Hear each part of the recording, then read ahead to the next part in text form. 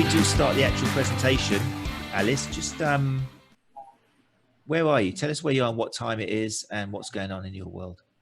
I'm in St. Louis, Missouri, which is in the Midwestern United States, below about 300 miles below Chicago. It is sunny for the first time in about 2 weeks, and it is almost 9 o'clock in the morning.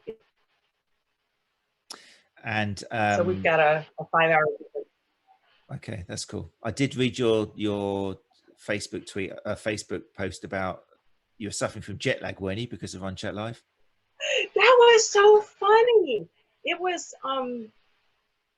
yeah, what, about 1 o'clock in the afternoon here yesterday after we wound up, and I walked out and I had this confusion for a while because it felt like 6 o'clock.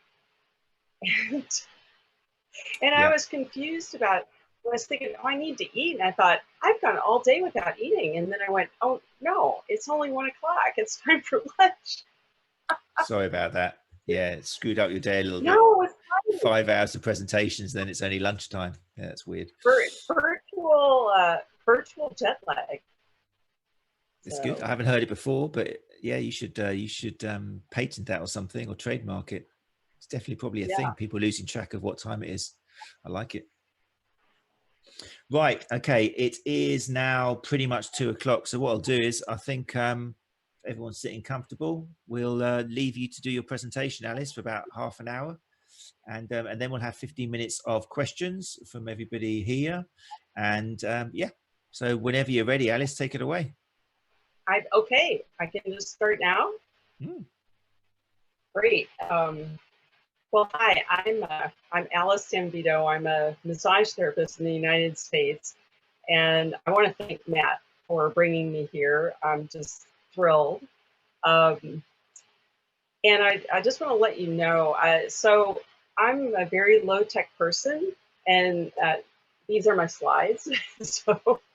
so I have written up links to all my citations, resources, and such, so don't worry about them. Matt will somehow, between the two of us, will make it so that you can get them at the end. So don't worry about that. So anyway, when Matt asked me to talk about evidence and massage with runners, partly because I have a reputation for collecting shit massage therapists say, and they do say some pretty crazy stuff, but it kind of gets summed up in one of my favorite quotes, which is just short and sweet. Let me see here. I'll get better at this. I can't believe they were asking for evidence. And that is kind of how it goes in the massage world. So I thought, I'm in trouble. Because oh, I should have practiced with the slides. What evidence? And here's the problem, is that we don't have much in the world of massage therapy. Our profession has been taught by tradition, and there's not a tradition of research there. We don't have universities with massage therapy research departments. So when it comes to looking for evidence, we don't have a whole lot. And what little research is out there has often been poorly done. And that really does not help us at all. It leads to articles like one that a doctor wrote, that the title of it was, "If massage is so good, why is the research so bad?" Within the massage world, there are some individuals or institutions that have got a reputation. Massage therapists think highly of them, but outside of massage world, other healthcare professionals look at that research and they go, but there's no control group here. And so that erodes our credibility. It's almost worse than having no research at all. But there is some research out there, and sorry, I just lost my train of thought. This is the first time I've ever done that. So the first question I want to think about is, why Why do we need evidence? First of all, we're professionals and we're not amateurs. It doesn't, if you're an amateur, you don't need it. But if we're professionals and the public is putting their body into our hands, we have a responsibility to know what we're doing, so that we can do no harm and give them accurate information. So, and if we want to be taken seriously by other healthcare professionals, we need to know what we're talking about. We don't want to sound like a bunch of flakes. So that's one reason we need evidence. But also, we want to make sure that we do no harm. If we don't have a good and an accurate idea of how the body works and how we affect it, we run the risk of causing harm to our clients. And especially if we're using a lot of pressure. People don't generally suffer serious injuries from massage, but people have. And it's because massage therapists are ill-informed and misinformed. So that's a responsibility. And one of the most important reasons why we need evidence is that if we don't give our clients accurate information, they cannot give informed consent. And I think all massage therapists out there want to be responsible, and want their clients to be giving informed consent. And that means that we have to give them accurate information. So where do we find this evidence? Because if we don't have any evidence, people will ask, well, does this mean we can't do anything? And it means no, but we don't want to be saying things that contradict what we know about how the body works. So there are sources of evidence out there, and some of them, there are some studies.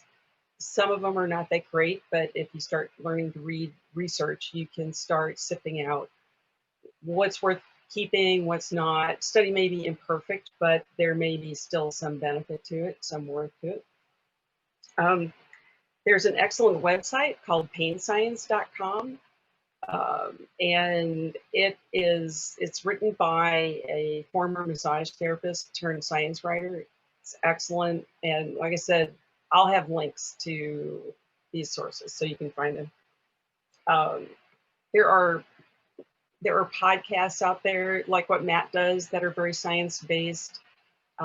There's Facebook groups that are science-based and evidence-based. So there are people out there who are trying to find the evidence and discuss it and trying to understand it and figure out how to integrate it into practice. There's an excellent book that I think every massage therapist should have, and again, I'll put a link, but it's called Massage Therapy, Integrating Research and Practice. And it's by Trish Dryden and Christopher Moyer. And that book is full of all the research they could find up until when they published it, and different chapters, including chapter on sports massage. The first section talks about how research is done, and so it's really a wealth of information.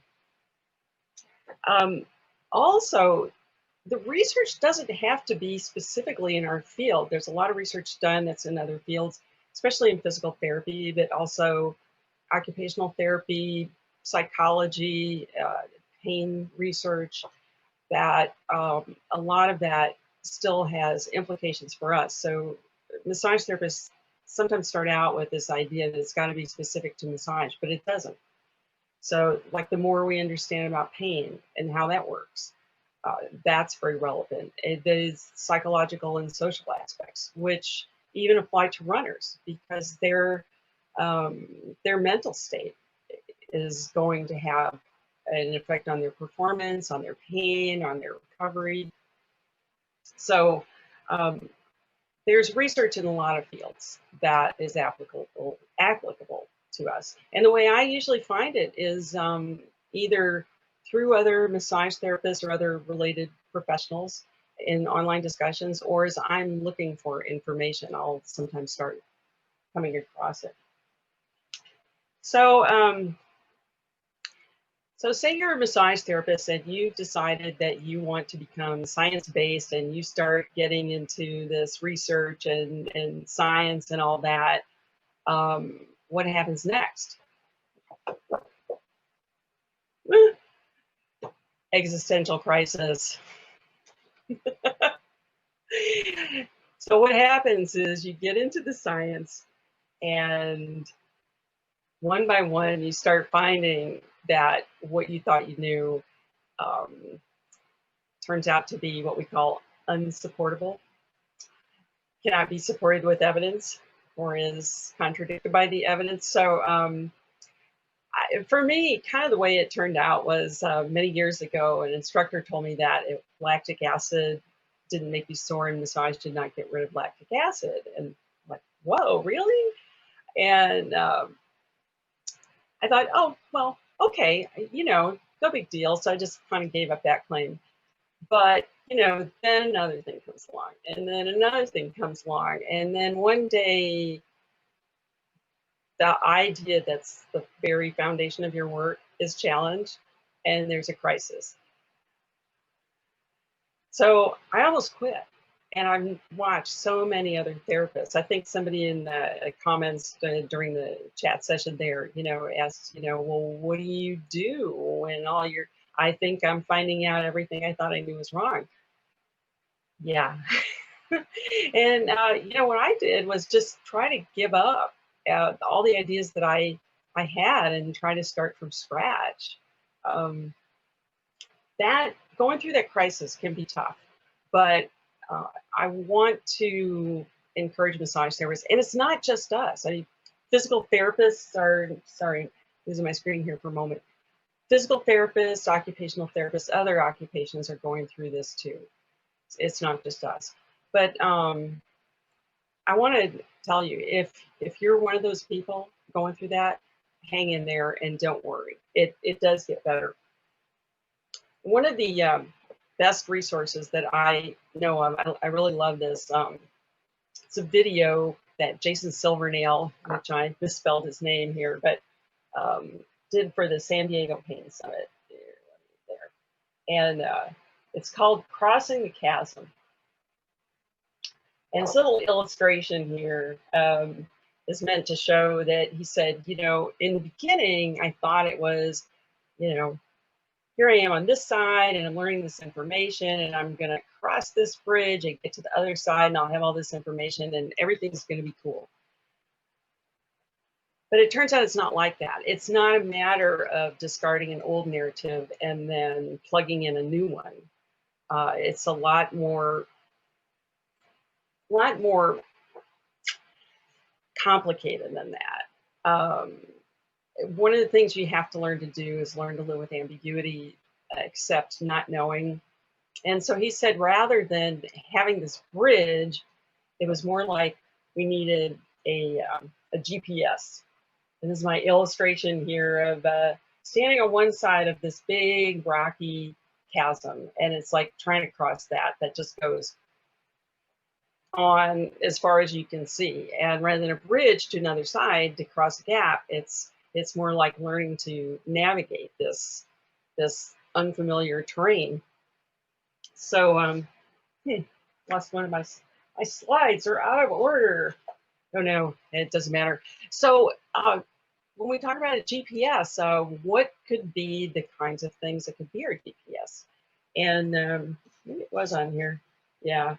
So one of them is, what is the existing evidence? What do we really know about how the body works? And there is information out there. You know, there are some things that we can say with a pretty high degree of confidence. Our critical thinking skills. This is important, and among massage therapists, it's not been encouraged, it's not been taught, but it's one of the most important things we have, because if we can learn how to think critically, how to find information and then think critically about it, that may be one of the most important resources that we have. You know, when I talk about shit massage therapists say, I could address this crazy idea and that crazy idea and that idea that sounds reasonable but isn't really supportable. But the fact is, I can't address every one of them. But if people can learn to recognize it. You know, Carl Sagan calls it his baloney detector, to start thinking critically and how does this stack up against what we already know, and you know, is this consistent within itself and with outside sources, that kind of stuff. That's the key. It's the deal about, rather than giving a person a fish and they can eat for today, it's teaching them to fish and they can do that for the rest of their lives. Clinical experience. One of the things that in the science-based community, people will say, well, in my experience, and we call those the four most dangerous words, because massage therapists rely overmuch on their clinical experience. They think that that's paramount, and it's really pretty low level of experience, but it's still experience, you know. And in the absence of evidence, our experience and the experience of other therapists and physical therapists and such, it does have a place. We just have to understand what that place is and put it into context and accept that we have small sample size, that we have confirmation bias, so that we don't fool ourselves. So let's, where did my pooper scooper go? So yeah, I forgot to introduce my pooper scooper here. So, so this is my pooper scooper for cleaning up shit that massage therapists say. And when I talk about this, I like to dress up as the truth fairy. So hence the tiara and the necklace and the purple paisley shirt. So let's scoop up a little poop here and look at some of these things, some of the shit that massage therapists say. So one, circulation. When you hear about the benefits of massage, one of the first things you often hear people say is it improves circulation, you know. And so even without looking at any research, let's just think about that. And here's when the critical thinking comes in. A small example. So the circulatory system's a closed loop. And, you know, in this moment, we have essentially a fixed volume of blood. So when we say it improves circulation, what do we even mean by that? Does it mean that the blood is moving faster? Well, what does it take for the blood to move faster? The heart has to pump faster and harder. Does that happen when somebody is getting massage? Not usually.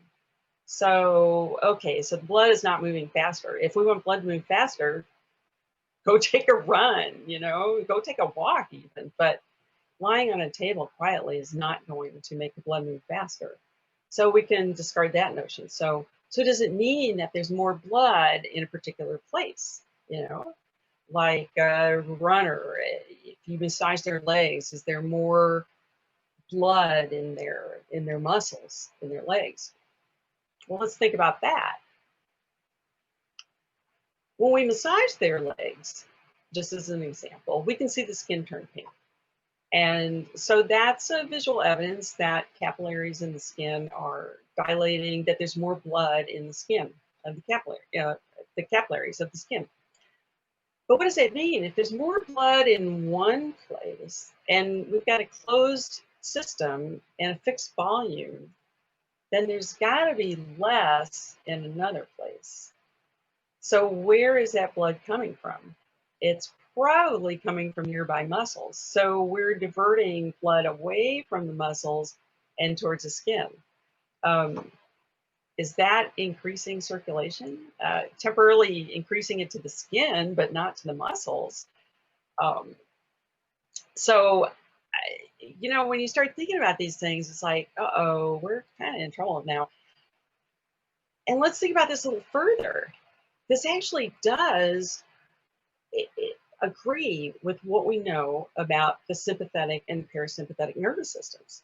The sympathetic nervous system, the fight or flight, blood is diverted away from the skin and the internal organs to the muscles to prepare for flight. And in the parasympathetic nervous system, when that's dominating, blood is diverted away from the muscles and towards the internal organs and the skin. And when somebody is lying on our table and we're massaging them, even just for a few minutes, that tends to be a relaxing experience for them. So this agrees with that. But it doesn't agree with the idea that we're increasing circulation. So my response to the claim that massage increases circulation, besides that it just doesn't, who cares? You know, in 28 years, I've never once had a client come in and say that their reason for their appointment is to improve circulation. So like, yeah, so that's one we can discard, and we're not going to lose anything. You know, we're not going to lose our jobs over that. So here's one that may be a little more important and it might be hard for some people to swallow. Fascia. So in the United States, over the last, I would say, 20 years, massage therapists have been enamored with fascia, and there's a big industry teaching massage therapists how to stretch it and break adhesions and all that kind of stuff. And it might seem like a good idea, but again, let's think about this a little bit. So first of all, are we talking about superficial fascia or deep fascia? Because the superficial fascia and the deep fascia are two totally different critters.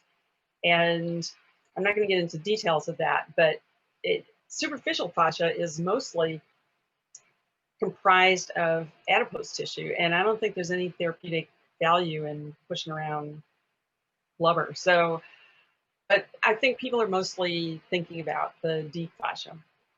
So what's the function of fascia? And its two main functions are to contain and to transmit forces. So, you know, if it contains and separates structures, and right now I'm thinking more about muscles. If we wanted to contain something, or let me back up a minute. So what are the claims that massage therapists tend to make about fascia?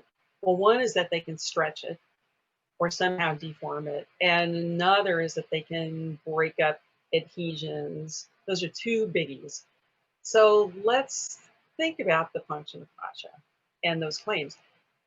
If I had a gallon of fluid and I wanted to contain it, I would probably choose a rigid or semi-rigid container. That would be the most effective. I would not put it into something like a balloon, which is really stretchy, because it's not very good at containing it, you know? So, so that function of fascia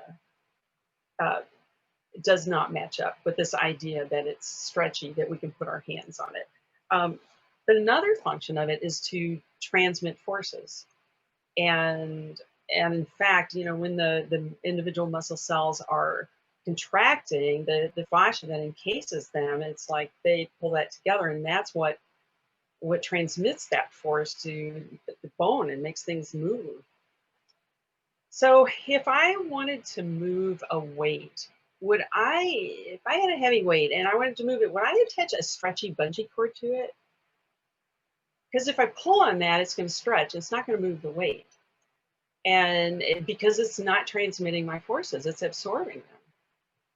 If I wanted to move a heavy weight, I would attach something like a stout rope or a chain, something that's not stretchy, so that when I pull it, it moves. It transmits my pulling force. So that function of fascia, it's not matching up with this idea that it's stretchy. I want to talk a little bit about compartment syndrome. I think compartment syndrome is one of the best arguments against the idea that we can stretch fascia. If you don't know what compartment syndrome is, there are places in the body that are what they call compartments, like in your forearm or in the leg, the anterior leg especially, where there's a group of muscles there. They're surrounded by a thick, you know, strong fascia. And when somebody has an injury, and this is an injury that occurs in runners, although they tend to get the more chronic low grade, the acute compartment syndrome is usually in response to an injury, like a crushing injury. But what happens is, you know, inside that compartment, there's injury, it starts to swell, and at a point it swells too much. And the fascia is holding it tight, compressing it, and it's trying to swell. This is a medical emergency. I mean, somebody can lose their leg, or, you know, this is very serious. And the only way to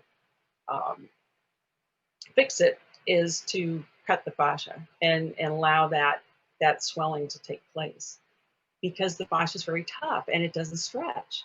Now, if it's not going to stretch over a period of hours with this constant pressure on it, does it make any sense that us putting our hands on it is going to change anything in a couple of minutes? No, it does not. And then there's another, I forgot to put this study in the links, but Gregory Lehman's got a great little YouTube video about it, about the frictionless interface. That, you know, our skin, it slides over the tissue below. And some researchers wrote a paper about that interface between the skin and the tissue below. It's frictionless. So if we're stretching on the skin, you know, we can't grip that fascia underneath there and stretch it. So it's, you know, you can deform it if you push straight in, but that's just temporary. So when we start thinking about it, it doesn't make any sense. So what does the evidence tell us, and what evidence is there? And often, you know, people are really fixated. A lot of massage therapists really fixated on fascia, and quite frankly, a lot of physical therapists too. And they'll say, I'll ask them, you know, well, what evidence do you have that you're doing this? They say, oh, there's a mountain of evidence, you know. But if you start looking at it, none of it, absolutely none of it, is showing that we can deform fascia. There's a couple of papers. One of them is by a guy named Jeffrey Bove, B-O-V-E. And again, I will provide the links, that shows that you can reduce the occurrence of adhesions with massage during the modeling phase. But we already know that you can break collagen fibers during the modeling phase. So that's not really relevant, and surgeons are not going to let us get in there after people have had abdominal surgery and push around in their bellies real hard so they don't get adhesions. There are two particularly good sources for information about fascia. One is a paper by 𝐒𝐻𝐿. And this paper was done in 1992, but it's never been overturned. And he, in this paper, I think it's called The Effect of Manual Therapy on Connective Tissue. And he looks at the structure of fascia, which is mostly comprised of collagen fibers. And collagen fibers are really, really tough. Like, he did experiments where they put pressure on them and measured, you know, and it doesn't stretch. It only stretched just right before the breaking point. It just, you put pressure on it and pull, pull, pull, pull, pull, and then all of a sudden, and that point, it takes a lot of pressure that we would not really be able to do with our hands. And even if we could, a living human being who is conscious would not tolerate it. And it just breaks. So we can't stretch it. The painscience.com website that I mentioned has got an excellent, lengthy article, a review of fascia research. And in it, Paul goes through the different claims and the research and what it tells us and what it doesn't tell us. So those are two excellent resources. But we have absolutely no evidence that we can stretch fascia or break adhesions. And looking back to the function of fascia, like, it wouldn't make sense. Like, why would we want to do that? And if we could stretch it by pushing on a few minutes, like all of us should have droopy butts from sitting on our butts for so many hours, you know, really. So, but people say, oh, but I feel this change, you know? Yeah, well, I know you feel a change. And so I think the question to ask is, if we can't stretch fascia, then what are we doing? Something's happening, right? We know that. Well, think about the nervous system. Here's something that we can say with a pretty high degree of confidence that this is supported by at least 150 years of research. That this really is supported with a mountain of research. That we've got a brain and a spinal cord and peripheral nerves that go out, and some go to the skin. And when we put our hands on the person, that stimulates nerve endings in the skin, and they transmit impulses to the brain, and the brain processes this, and it sends out efferent impulses and creates these changes where, you know, the heart rate slows down, and the breathing slows down, and the capillaries dilate, and the volume on pain and tension is dialed down. You know, this is something we already know. And I'm not sure why massage therapists get so attached to the idea that they're sculpting fascia. It's like, is it any less amazing? I think it's even more amazing that what we're doing is touching that skin and communicating with that person's nervous system, with their brain. And the brain is making changes. And the changes are really coming from within the person, the client, rather than from us. Might hurt some people's ego, but I think it's awesome. It's fascinating. So this neurobiological explanation has a ability, and the details of it, you know, there's a lot we don't know, but that's okay. One of the things about being committed to the truth, to understanding the truth, to understanding how the body actually works, rather than clinging to our fantasies of how it works or should work in our minds. It creates discomfort. I think as human beings, we want to know, you know, we want to have answers. And it's uncomfortable to learning to live with ambiguity. But if you're going to be really truthful, you have to accept, we have to accept that sometimes we don't have an answer. So it can be really difficult for some people to give up their cherished beliefs. And I think part of it is our identity gets wrapped up in it. You know, like I remember one guy said to me, I'm the fascia guy, you know, and it's like, well, if your identity is wrapped up in that, and then you find out that you're not doing what you thought you were doing to fascia, all of a sudden, who are you? You know? But our ideas are not, we are not our ideas. And when we really understand that our ideas are not our identity, it becomes a little easier to give it up and change. And that's really liberating, because then we don't have to be wedded to a particular explanation. It takes a while to get comfortable living with ambiguity, but once you do, it's okay. Like if I woke up tomorrow and found out that everything I thought about what I was doing was wrong, and you're okay. I mean, in the past I was like panic, freak out, like I just should quit. But here's the thing: is that when I go in to my practice and put my hands on clients, and they get up and they feel better, they're less stressed, they have less pain, they feel like they can move with more ease. Something I did was working for them. So how I think about it may not be correct, but it's still having an effect. So what can we say, since we have so little evidence, and the evidence a lot debunks our ideas? you know, what are some things that we can say? Right. So some of the things, in terms of the research, the most robust evidence tells us that massage can it can decrease the symptoms of anxiety and depression. And if you're working with runners, you might wonder, okay, that's nice, but what does that have to do with running? Well, runners are not just running machines. You know, they're a psychosocial, biological unit. And anybody who's paying attention and works with runners over a period of time, you know, will start seeing. One runner said to me, if I had a fight with my girlfriend, I don't run well.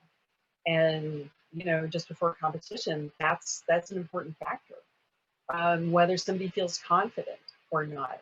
So those psychosocial factors are important, and whatever is creating that change is probably creating the other changes that we see.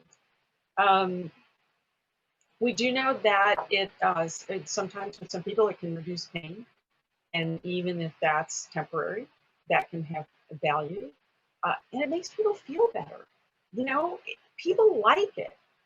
Like if we had to give up all our claims, if we had to stop saying anything, people would still get massage because it makes them feel better. There are some things perceived benefits that aren't necessarily backed by research, and sometimes are a little bit contradicted by it. But people often have a perception of benefit. And I'm not one to foster false ideas. You know, I'm not going to try to get them to come in and see me every week and be dependent on me and think they have to have me in order to be able to run or feel better or function. But runners will repeatedly tell me, you know, that they feel like their recovery is faster, or that if they were doing it regularly over an extended period of time, that they saw that they were having fewer injuries. And I'm not going to make the claim that massage does that, but they perceive that there's that benefit. And some of the research contradicts that stuff, but like they'll put somebody in a lab and, you know, make them lift a weight, you know, 50 times, and then some get massaged and some don't, and then make them lift again. And research done in labs has value, but it doesn't always reflect real life situations. And I would love to see more research done in the field, because like I said, sometimes the research contradicts what we still observe frequently. And like the research on hydration found that research done in a lab and research done in the field is very different. So the results.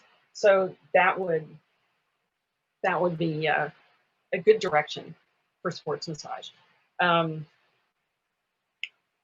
terms of, most massage therapists have not been taught to read research, and they look at a research paper and it looks really scary.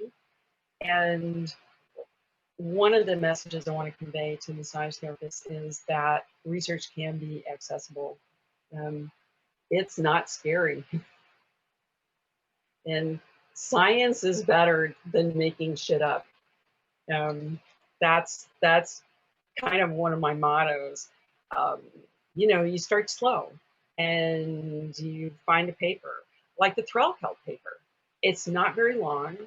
It's not that difficult. There's a bunch of technical stuff in it, and if you try reading it, just skip that part. Just read over it and don't worry about what you don't understand. Look for what you do understand. And here's an important note, especially with that paper. Don't just jump to the conclusion, because conclusions can be misleading.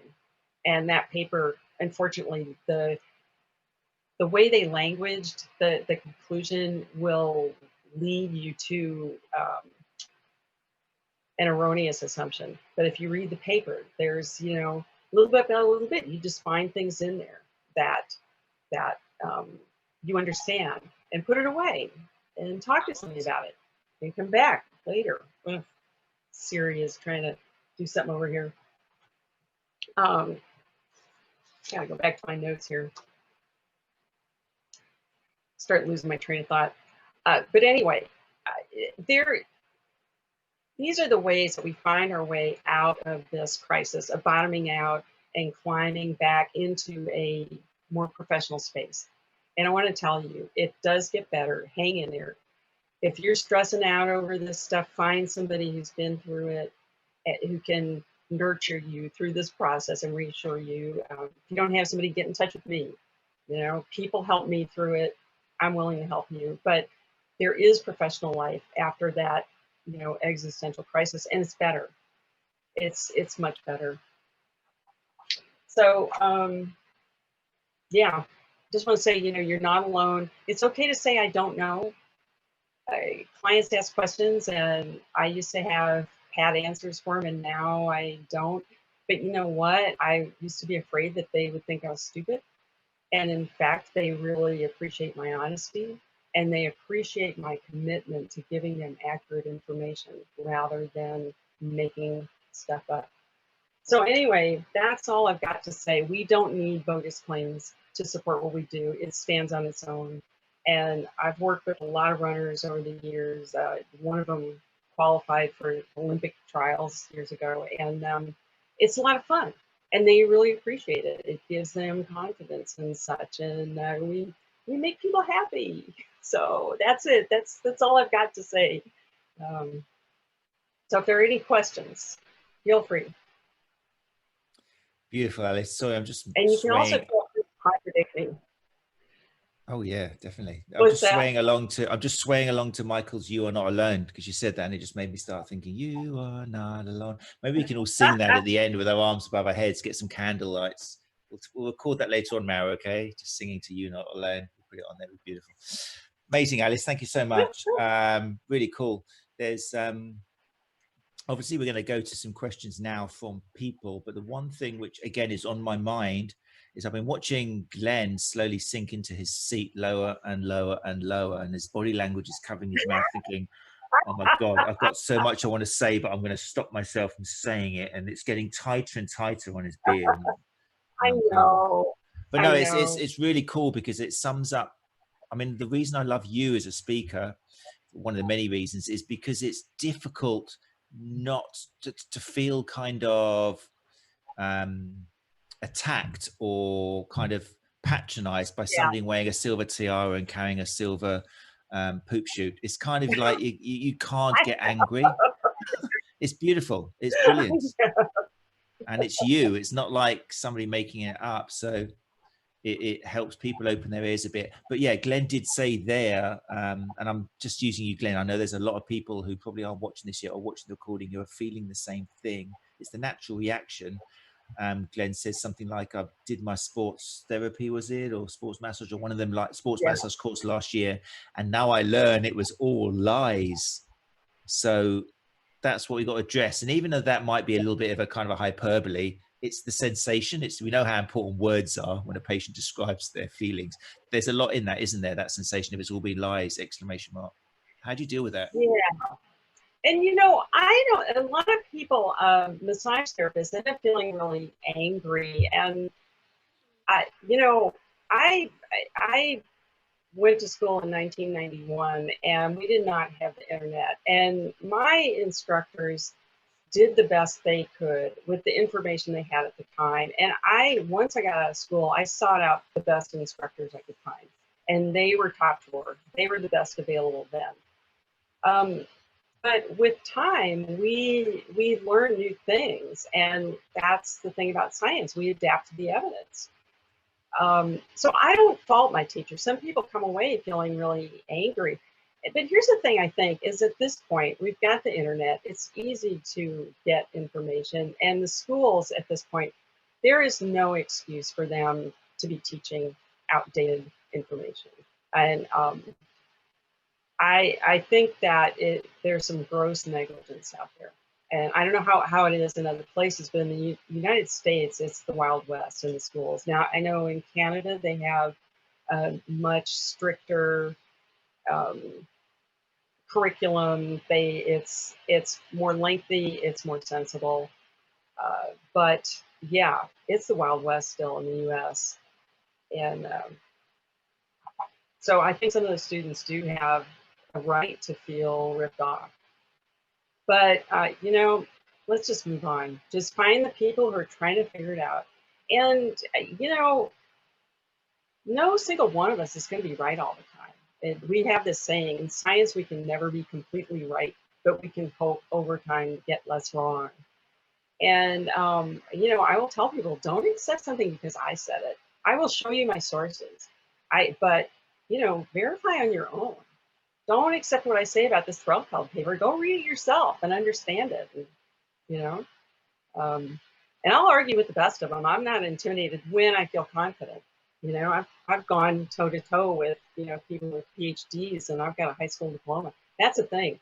You don't have to have a PhD to understand this stuff. You have to have, you know, some mental capacity, but you really have to be willing to put in the time and the effort to learn, because research literacy is not something you learn overnight. Critical thinking is not something you learn overnight. It's something that we develop over time, but it keeps it interesting. And sometimes I've had young therapists say to me, you know, oh, I've been practicing for 6 years and I'm starting to get bored. I'm like, at the time I said, I've been practicing for 23 years and it just keeps getting more and more interesting, where I can't go to sleep at night because I'm reading something that's exciting me. And this whole thing about thinking less about the tissue and more about the nervous system and the brain, oh my gosh, it is fascinating. And it's awesome, you know? And here's the thing, the nervous system can respond instantaneously. You know, fascia's not going to do that. But, you know, person can go from very tense to very relaxed, with feeling pain to not feeling pain in a matter of minutes. That's wild.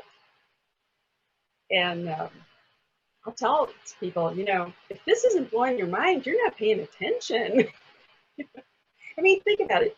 When you put your hand on the client's skin, you're 6 neurons away from their, three neurons away from their brain. Think about that. Right from the skin to the brain, you're having a conversation with their brain. That's awesome. I feel like I'm at a TED talk. It's amazing. I'm looking at the faces of the people watching. You should be on a stage and just kind of, but it's great information. And it's a really important thing, because it's so tricky, is it? I mean, a lot of us take for granted. I mean, I know that I'm not going to start calling it awakening, sounds like some spiritual thing, but I know that the process of, I don't know, for me, maybe it was easier, but I can appreciate, because I'm kind of a bit skeptical by nature anyway, and it's led to all sorts of problems in my life, but I just naturally kind of rebel against anything anyone tells me. And so maybe it was easier for me, but I can understand that someone's passion gets them to study this topic, to work with people. Like I say, it's not like you suddenly wake up thinking, oh, I think I'll spend my life rubbing people. You don't. You've got this empathy naturally. You've got this desire to help people. And that contact is something really kind of important. It's something you want to do. So that same passion you put into the course you do, and if it is a traditional old course, not necessarily made by people who, there are people out there who kind of are just keeping the wheels turning to make some money, but the person who taught you might be just as passionate and just as just an educator. They want to help and see their students prosper. It can be really scary, and anger is probably the first one, and then kind of depression, and then all the other emotions. So I'm always keen to hear quick ways or quicker ways that people can take this on the nose and then kind of think, okay, I can still get on with this. And I think one of the biggest things is you're still going to do what you do. You're not going to change anything you do with your client. You're still going to use the same techniques, the same rhythm, the same keeping hands in contact, the same communication, everything. It's just knowing how it works. Like Paul Ingram says, if you know how it works, you make it work better. But have you got any tips for sharing for how we can help, or how people can evolve a bit quicker without staying too long in the anger stage? That process. Flexibility, you know, cultivating flexibility, rigidity, you know, counter whatever you have to counter rigidity.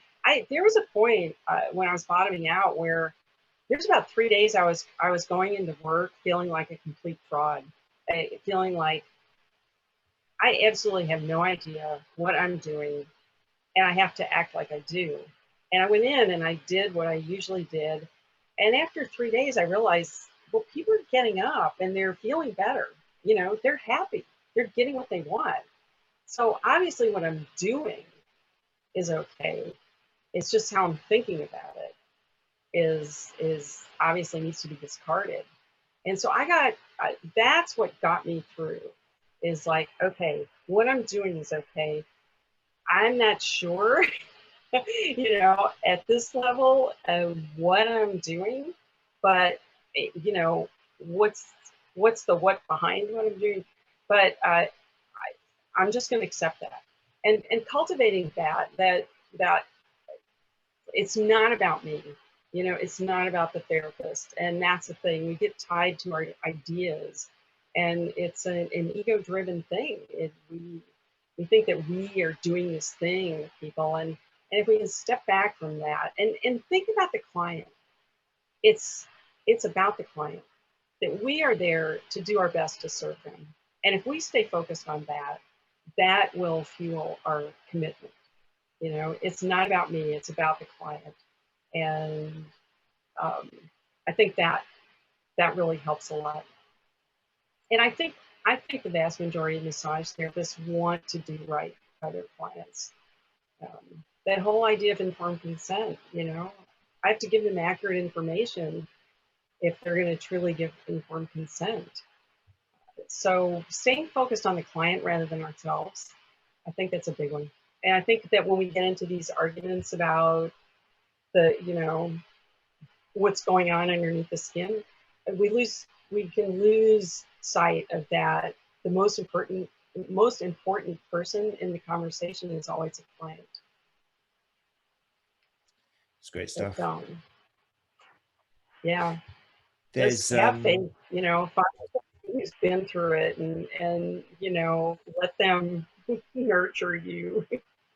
It's a topic I definitely want to bring up and try to address with all 10 speakers, because it's not just massage. I mean, it applies to anybody, all manual therapy, chiropractors, osteopaths in particular, with the antiquated ideas which those professions were formed on, like, you know, releasing the elixir of life from the soul. All these professions have had to move on, so there's nothing wrong with evolving. But yeah, we'll definitely get back to it in the Q&A session. Alice, you're able to be around for the Q&A session?